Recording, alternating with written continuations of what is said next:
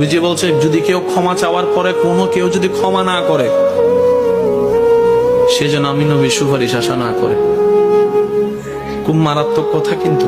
সেজন্য নবীজি বলছেন, হে আমার উম্মত, যা জামিলা হয়েছে, যার সাথে হয়েছে, তুমি ক্ষমা করে দাও, তুমি ক্ষমা করে দাও।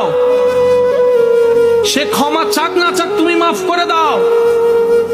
তুমি যদি মাফ করলে তোমার ইজ্জতের কমতি হয়, আমি মুস্তাফাটাকে হাসরের ময়দানে তোমার ইজ্জত বুঝে নিও। বিশ্বাস করেন, প্রতিশোধের যতটুকু শান্তি, তার চাইতে বড় শান্তি হচ্ছে মাফ করে দেওয়া। আমাকেও বলার দরকার নাই, কাউকে শোনানোর দরকার নাই। আপনার জীবনের সবচেয়ে বড় শত্রু যে ইনডোর হোক, আউটডোর হোক, ঘরের হোক, বাহির হোক, যার সাথে আপনার বনেও না, যার সাথে চেহারা দেখতে ইচ্ছে করে না, এরকম কেউ থাকলে শুধু মনে মনে আমার দিকে তাকাই হলো কথাটা রাখার জন্য, শুধু মনে মনে বলেন, যা তোর মাফ করে দিলাম। দেখবেন আপনার মনে এটা কেমন যেন একটা শান্তি লাগা শুরু করবে।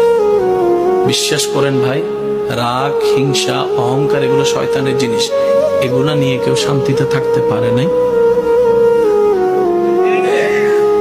হারালেই জিতা যায় না, হারালেই অনেকে আছে কই মামলা করছে, আমি কি হারবো নাকি? দরকার হলে 10 খানি যা জমি আছে এগুলো সব বিক্রি করে দিব, তারপরও জিতে লাগবে। আপনি 10 খানি জায়গা শেষ করে আপনি জিতে গেলেন, এবার আপনার আছে কি? এবার আপনার ছেলে মেয়েরাই তো আপনার 14 গোষ্ঠী দোয়াই ফেলবে।